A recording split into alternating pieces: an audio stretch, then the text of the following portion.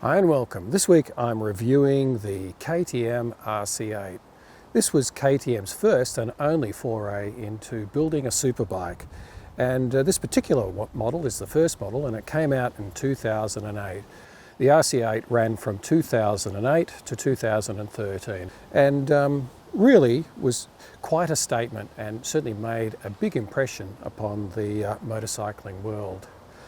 And I was quite fortunate in being offered a ride on this particular bike, and I jumped at the chance because this particular bike has been on my bucket list for many years, and to finally get a chance to ride one was really quite an exciting experience. In reality, a 2008 super bike like this has dated a little, but in essence it's still a fantastic motorcycle. And certainly my impression of this was it truly is a superb sporting motorcycle, if a little impractical for day-to-day usage. The engine is a double overhead cam 4-valve per cylinder V-twin of a capacity of 1148 cc's. It has 151.5 horsepower at 10,000 RPM and 120 Newton meters of torque at 8,000 RPM. It runs a compression ratio of 12.5 to 1 and uses electronic fuel injection. The engine is liquid cooled and dry sumped. There's not a lot to say about the power delivery except that there's a lot of power on tap. I found that around town on B-grade roads, running the engine between 3,000 and 6,000 RPM was more than adequate for rapid acceleration and good overtaking. Below 3,000 RPM, the engine had a tendency to get a little bit vibey. It really wasn't happy below 3,000 RPM, particularly if you open the throttle a little bit too much. It would certainly vibe up a little bit. But once you hit 6,000 RPM and open that throttle, my goodness, this bike will really fly, and certainly would show a clean pair of heels to even a lot of modern superbikes. The bike runs a 6-speed gearbox through a wet multiplate clutch and is hydraulically activated. And you even get a radial mount master cylinder for the clutch lever, which is quite a nice little touch. Now, I did find with gear changes that between first and second there was a little bit of a chance of getting a false neutral. It never happened to me, and certainly I did read on the forums that some people were experiencing false neutrals, but you could certainly feel the gear change move through neutral when you went from first to second and vice versa. Now, I did find it a little difficult to find neutral on this bike. The bike had a tendency to change from first to second and from second to first, so that you kept missing neutral when you were at the lights. But after a bit of practice, I found that I could actually snick it into neutral just before I came up to a stop to avoid that problem. Braking wise, we have twin 320mm discs on the front, gripped by 2 radial mount 4-piston Brembo calipers, and the bike is also fitted with a radial master cylinder on the handlebar.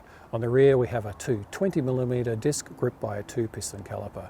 Now, I found the brakes at both ends to be quite progressive and have really good feel, and certainly there's not a lot of difference between this and a modern superbike. This bike has quite impressive braking performance. Suspension wise, we have twin 43mm white power upside down forks on the front, which are fully adjustable for compression and rebound damping, and on the rear we have a rising rate suspension system fitted with a white power shock, which is again adjustable for compression and rebound damping.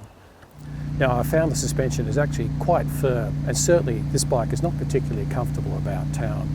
The suspension doesn't come into its own until you're really hitting at least 100 km/h. Then everything seems to fall into place and the suspension sort of smooths out and the ride gets much more comfortable. But below those speeds, you will find that the bike will jiggle around over bumps and potholes, and really it's not a particularly comfortable place to be at slower speeds. There's certainly room for adjustment in the suspension because you can adjust the compression and rebound damping, and perhaps backing those off would probably make the ride a little bit more compliant around town, but then that would detract from its handling characteristics at higher speeds. Now the bike runs 5-spoke alloy wheels at both ends, with the front being fitted with a 120/70/17 and the rear a 190/55/17. The dry weight is 188 kilograms and the bike has a seat height of 805 millimetres and the wheelbase is 1430 millimetres and the fuel capacity 16.5 litres. The handling of the bike is, as you would expect, really tight. It has quite a neutral feel and is certainly quite easy to tip into corners. Though I did find at slower speeds, it is certainly a little more reluctant to tip into corners. It really doesn't feel comfortable at slower speeds. It really just feels a little bit awkward. Part of that is probably the seating position because you've got a lot of weight on your wrists and it's certainly, until you get a bit of wind under your chest, it is a little bit uncomfortable at those slower speeds. And it really can be quite difficult to sort of get it through small and tight corners. But in saying that, I really do like the way the RC8 takes corners. It's like you can feel every pore in the tarmac under the rear tyre and can judge the maximum traction possible when exiting a corner. Now I'm quite impressed with the fit and finish of this bike. This particular one may be 12 years old, but it still looks pretty close to being brand new. Sure, there's some signs of wear to the paintwork and bits and pieces on it, but it still presents very well, and that's a testament to the build quality of KTM. Now the seat may not be that comfortable, but personally I found it was actually an improvement on the Ducati seats of the era. But one thing I wouldn't like to be is a pillion passenger on this bike.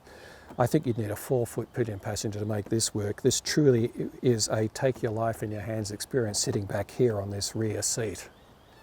The bike runs fairly conventional switchgear and an LCD dash.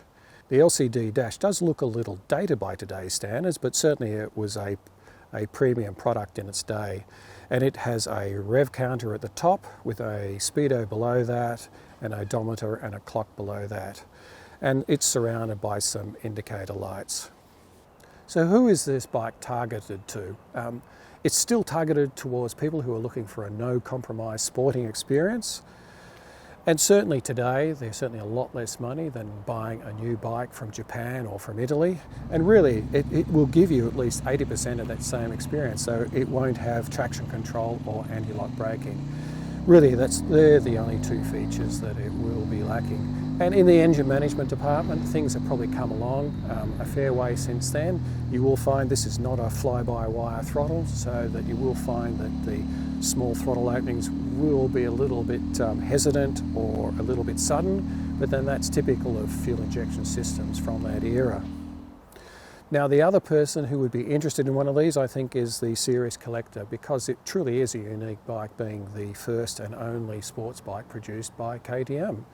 And apart from that, it's a beautiful piece of art. This is one of the most attractive sports motorcycles that came out in the early 2000s, in my opinion. I really love the angular styling, and certainly there's the attention to detail on this bike is superb. And really, I could sit and look at this bike for hours, and to have something like this in my lounge room would be a dream for me if I could afford it.